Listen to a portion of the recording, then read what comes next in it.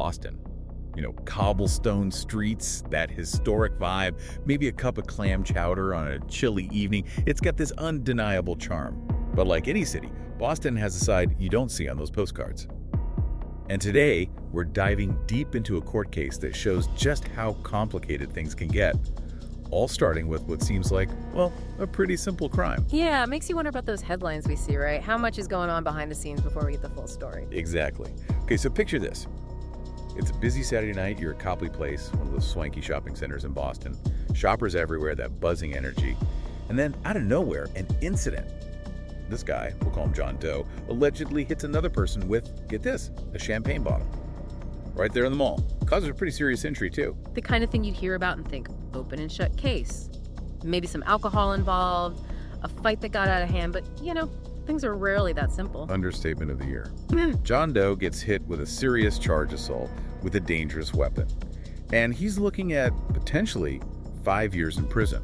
This is where Veronica White and her firm White & Associates come in. They're known for taking on cases that are anything but ordinary. And they were definitely needed in this case because, listen to this, the prosecution hits a major roadblock. A key witness. Gone. Disappears. Can't testify. So how do you even build a case without a crucial eyewitness like that? Sounds like a prosecutor's worst nightmare. Well, they got creative, you could say. They tried using this legal move called forfeiture by wrongdoing to try and get statements from the missing witness admitted, even though technically it was hearsay. Hold on. Forfeiture by wrongdoing. Sounds like something straight out of a legal thriller. What were they trying to do with that? Basically, they were claiming that John Doe himself, through some kind of shady action, was the reason the witness couldn't testify. And if they could prove that, well, those out-of-court statements suddenly become admissible. Risky move, no doubt. I bet the defense team wasn't too happy about that strategy. Not a chance. White and Associates fought back, and they fought back hard. Challenged the admissibility of that hearsay evidence every step of the way. They weren't messing around either. They participated in a full-blown evidentiary hearing, and then they filed this incredibly detailed legal memorandum dissecting the prosecution's argument piece by piece. Okay, so now you've got this high-stakes legal battle. It's not just about whether some guy hit another guy with a bottle anymore, right? It's about this missing witness, and whether what they said, without even being there to be cross-examined, can be used against John Doe.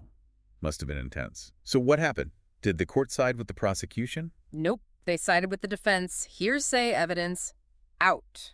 Big win for John Doe's side. Wow.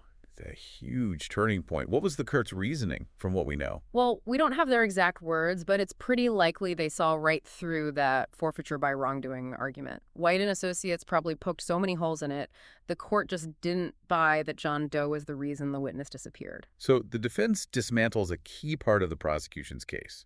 You'd think they would try to salvage what they could, try to push forward anyway, right? That's where things take a really interesting turn.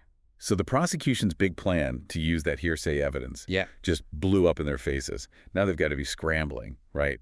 Trying to figure out how to save their case. You'd think so, wouldn't you? I mean, their whole strategy was riding on that missing witness. But what they did, well, let's just say it wasn't what anyone expected. Oh, come on. Don't leave me hanging. Yeah. Did they offer John Doe a plea deal? Maybe reduce the charges, throw in some community service? Not even close. Get this, they dropped all charges against him, completely walked away from the case, filed a noli prosequi, which is basically legal jargon for we're out of here. You're kidding? They just gave up. I mean, I get that their case just took a major hit, but to just abandon it entirely, that's insane. What could have possibly made them do such a 180? It's a head-scratcher for sure. Makes you wonder about how strong their case really was from the beginning, doesn't it? They were willing to bank everything on that hearsay, and when it fell apart, it's like they suddenly realized they had nothing. Like they were bluffing in a big poker game, trying to make everyone think they had the best hand, but then their bluff gets called, and they're sitting there with a pair of twos. Time to fold and walk away. Exactly. Makes you wonder if there were weaknesses in their case all along that nobody knew about. Maybe once that hearsay evidence was gone, they did some internal reviews and found some holes they couldn't ignore. Or maybe, just maybe, there's more to the story than we know. Could be external pressures, political stuff, who knows? Sometimes we just don't get the full picture. It's like they peeled back another layer of the onion and didn't like what they saw. Either way, this whole thing really highlights how important it is to have a good lawyer on your side, no matter what you're facing. White and Associates, they really knew how to play the game. Absolutely. They challenged everything, poked holes in the prosecution's arguments, and basically backed them into a corner where their only option was to walk away. It's almost like they orchestrated the whole thing. But let's talk about John Doe for a second. One minute he's facing years in prison, the next he's free to go. What happens to a person after something like that? On paper, he's in the clear. Charges are gone, case dismissed. He can go back to his life. But I can't help but wonder, how does someone move on from an experience like that? Even if you're proven innocent, that kind of ordeal has to leave a mark. It's a lot to process, that's for sure. One minute you're looking at serious time, the next you're free. Makes you think about whether there's ever really closure in a case like this, or if there's always that what if hanging over your head. It's a tough question, no doubt. But I think it highlights something really important about the justice system. It's not always about finding the absolute truth, is it? Sometimes it's about strategy, legal maneuvering, and maybe even a little bit of luck. It's a complicated system, that's for sure. We started with what seemed like a simple assault, and look where we ended up. This case had everything. Legal drama, a disappearing act, a prosecution doing a complete 180. It's enough to make your head spin. But you know what? I think it all boils down to one important lesson, something we should all remember. Let me guess. Don't believe everything you hear.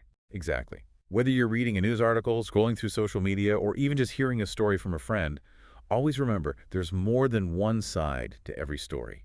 And don't be afraid to ask questions, dig a little deeper, and think for yourself. You never know what you might discover. Welcome back to The Deep Dive. We've been knee-deep in this fascinating case from Boston. What seemed like a straightforward assault at Copley Place turned into something so much bigger. Right. It's a great example of how things are rarely as simple as they first appear. Behind those initial headlines, there's always more to uncover. It's like peeling back the layers of an onion, isn't it? This case had everything. A disappearing witness, legal loopholes, and a prosecution that suddenly pulled the plug on the whole thing. It really makes you question what we think we know about the justice system, right? I mean, it's supposed to be about finding the truth, but as we've seen, there are all these other factors at play. Speaking of which, remember how the prosecution tried to use that hearsay evidence? That forfeiture by wrongdoing argument? And then when that backfired, they just dropped the whole thing. Yeah. What do you think that says about how the system works? Well, it shows that it's not a perfect system, right? Prosecutors have to make tough calls just like anyone else. And sometimes they have to make those decisions with limited information, weighing the risks and benefits. It's a high-stakes game, for sure. And in this case, it seems like White and Associates really knew how to play it. They challenged everything, exposed those weaknesses, and basically forced the prosecution's hand. It's a good reminder that everyone deserves a strong defense, someone who will fight for them and make sure their rights are protected. Even if it seems like a losing battle, you never know what might happen. You just never know, do you? But even with John Doe walking free, there's still this question in the back of my mind. Did we ever really find out what happened that night at Copley Place? Will we ever know the full truth? That's a tough one. I mean, on paper, the case is closed, but sometimes the legal truth and the actual truth, they don't always line up perfectly. It's true. Sometimes there are just more questions than answers. So, as we wrap up this deep dive, what do you think is the most important takeaway for our listeners? What have we learned from all of this? I think it comes down to this. Don't take things at face value, whether it's a news story, something you see on social media, or even just a story someone tells you. There's always more to it than meets the eye. Ask questions, be curious, and don't be afraid to dig a little deeper. Because sometimes the most interesting stories are the ones that leave you The thinking. names and certain Exactly. details Keep in this asking podcast questions, have been keep changed to exploring, protect the and you privacy never of know the what you might individuals find. involved. That's all the time we While have the for cases today's deep presented are based dive. upon Until next real time, events, certain stay facts may curious. have been altered or omitted for confidentiality purposes. Each case is inspired by real legal cases defended by White and Associates PC. This podcast is intended for educational and informational purposes only and should not be construed as legal advice. Any resemblance to real persons, living or dead, is purely coincidental. White and Associates PC does not endorse or guarantee the accuracy or completeness of the information discussed in this episode.